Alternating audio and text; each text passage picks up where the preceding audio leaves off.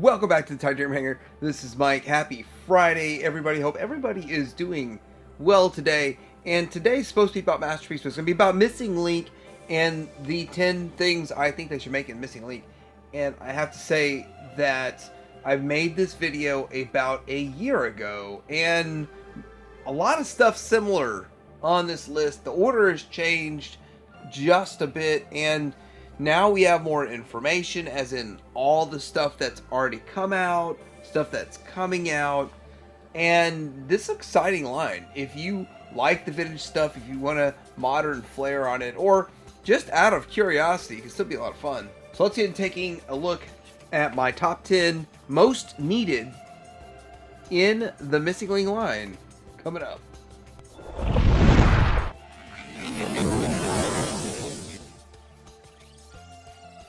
So I do want to start out talking about some of the stuff they've already made. Obviously, Optimus Prime, different color variations of Optimus Prime. Then we've got Cliff Jumper and Bumblebee, which now are on sale for $24 for the old versions, first versions.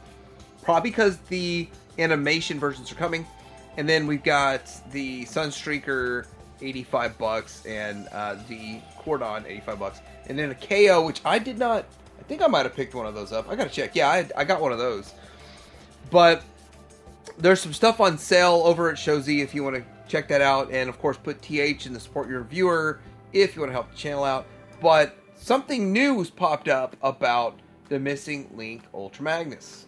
I will admit that this is a little bit underwhelming because they did not show any of the articulation. But this is a prototype of that Missing Link that's at Tokyo Toy Show.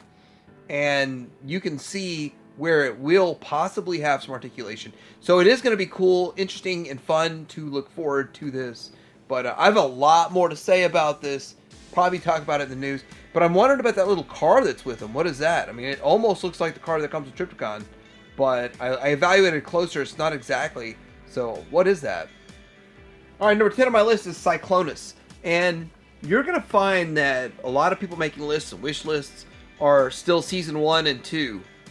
But I gotta say, Cyclonus, I always thought it was a figure that had some potential, but failed. Dropped the ball. Could have been way better.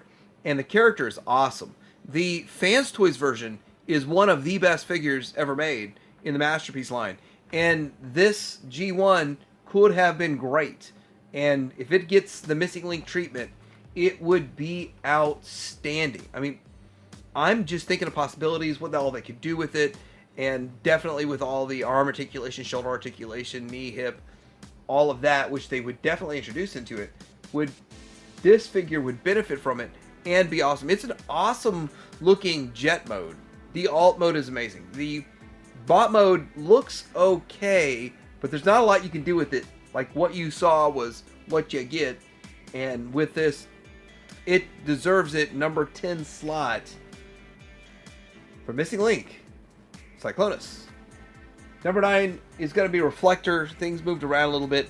I still just am fascinated by this whole concept. I think it is really a cool camera that turns into these 3 figures.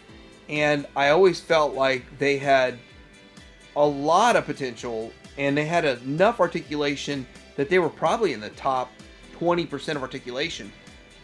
But the funny thing about it is that that little bit of articulation that they could have had and the little bit of upgrade would have made them amazing figures. They were okay figures. They could have been amazing, which is really kind of odd. But I would like to see what they could do with it. Not only do they already have a solid base to start from, but they could be amazing figures in themselves if they actually got the treatment. And you get 3 in 1. So that's another really awesome thing, getting 3 in 1. That is fantastic. If they actually made it, and that would be number 9 on my list. Number 8 on my list would be Seekers, and I think they would start with Starscream.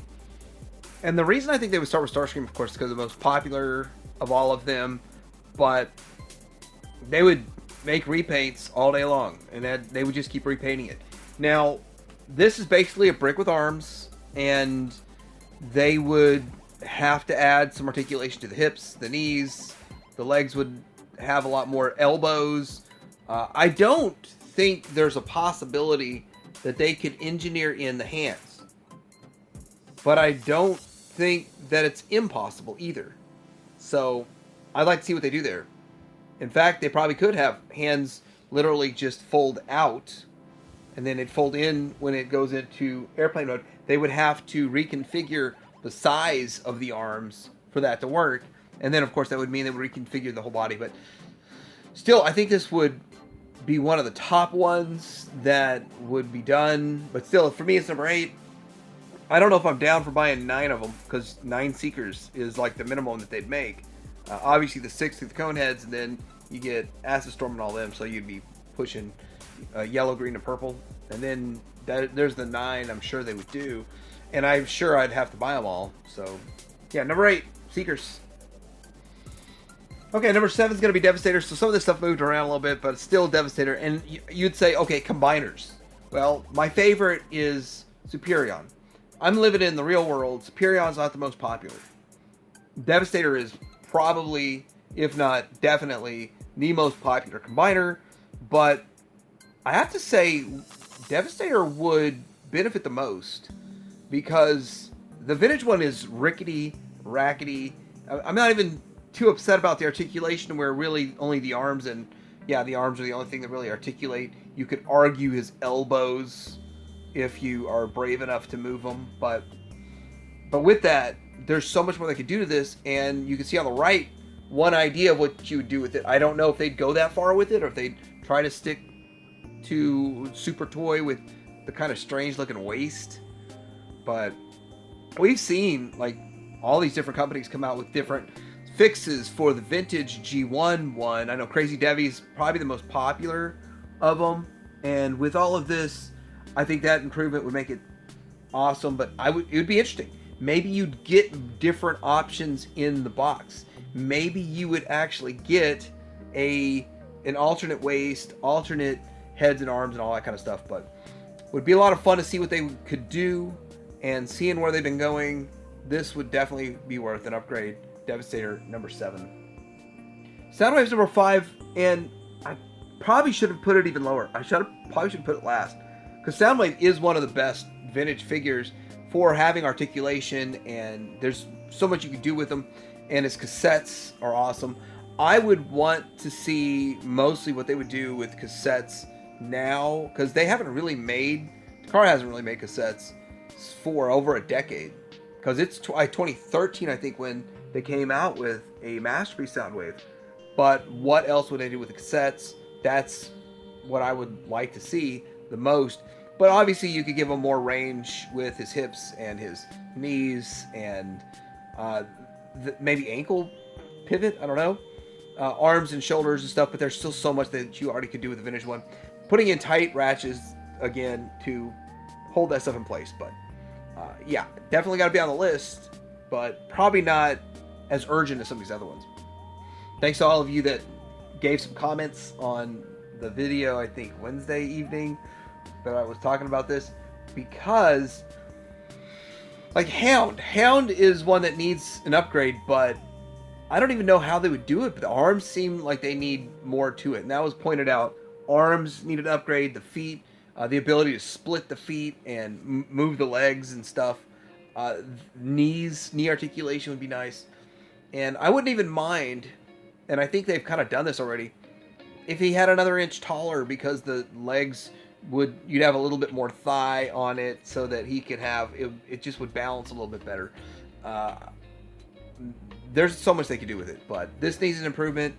And they've put out recently vintage, like upgraded ones, and I think that's what this one is the one that was the Walmart exclusive to look like it was in the cartoon.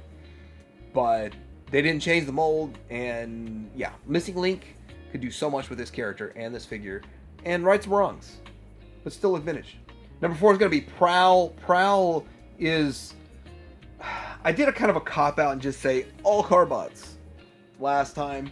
I'm going to narrow it down to him for a few reasons. Number 1, there would be repaint options, and you know Takara wants to do that. So we're living in the real world, what has the most repaint option in a Carbot? And that's Prowl. Also the fact that this figure is white, and white figures tend to yellow, and that's just what happens. We see that, we'll see that again here in a little bit, but having a nice crispy white new Prowl would be awesome. But getting a perfect condition Prowl is actually hard. The top breaks off because it's a tiny little space underneath the head is where you connect that whole roof and all that, and the windshield, plus the pieces on the back. I mean, you see these broken all of the time. And I'm curious, adding articulation, not having to have that little bar, those couple of bars that hold the legs together, and having it actually work right in robot mode would be awesome. Not missing all the parts, and seeing what they do different.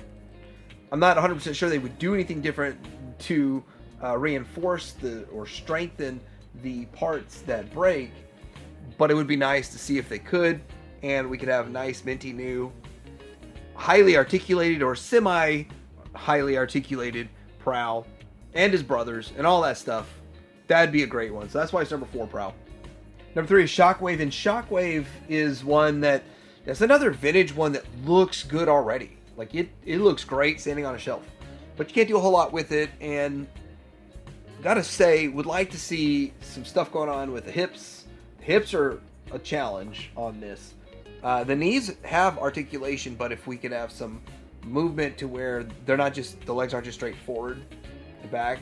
This is also another one I would like to see. I think that they would have the ability to thicken the lower legs. Like you can have the inside slide out a bit.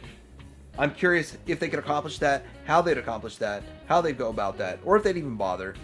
And then talking about the electronics in it, I don't care if it has electronics, and I'm just going to go here and say this. They don't even put in spring mechanisms, firing spring mechanisms, so I doubt they're going to do electronics. But if they did electronics, it would take up 1/10 of the space that it used to. Nowadays, with the microchips, and they can just put on little button batteries in there, it'd take up 1/10 of the space. But wouldn't it be fun to still put double A's in it? It would. Alright, number 2 is Jetfire.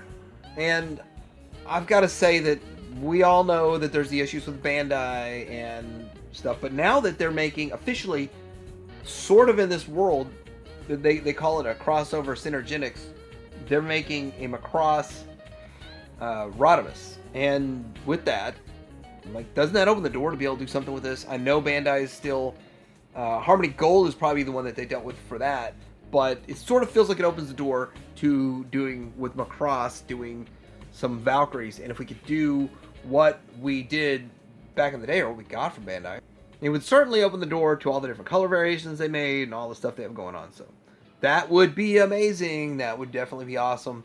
A lot of fun. And for people that don't want to spend all the money on trying to track down vintage ones that are all beat up and don't look good, getting nice new minty ones. But see, here's the thing. Get a Jetfire and then get all the recolors into Macross, and everybody makes money, right? And collectors win. Number 1 is still Megatron, and this one needs an upgrade. We've recently got the KO, which is awesome. It's awesome we get the KO, but that showed so many more flaws that's in this. Worth me doing that review, realizing that we need an upgrade big time on a G1 Missing Link Megatron as number 1. Now, I don't think that they have the same laws in Japan, and definitely not in China, for this, so it could get made. It's still a possibility to get made, and with that, the boxes don't even have US on the Missing Link stuff, so it's not even packaged for US, so it shouldn't even be a consideration. Toy laws in the US shouldn't even be a consideration. So with that, I had a lot of fun reviewing the KO, and of course I did review the original vintage one, and looking forward to eventually seeing what Takara could do with this. And my wish list would be, we could do something with the lower legs, make it a little thicker, and slide out a little panel, the whole inside of the leg slide out to thicken it would be nice. Other ideas, just increasing the articulation, elbows and head, and legs, knees, all that kind of stuff, and love to see what they do with it. Definitely number one. Still number one to this day, and it'll probably remain number one as the most needed upgrade, the most needed missing link until they announce it. Let me know what you think about this list. I know this is supposed to be Friday and Masterpiece, but missing link, there's a lot going on with it, and it's just funny because I planned this. I didn't even know they were going to show pictures of Magnus, and I didn't even know we were going to have cells on these cliff jumpers and stuff. But let me know what you think in the comments. So like, subscribe. Have a great weekend. Time to hang out.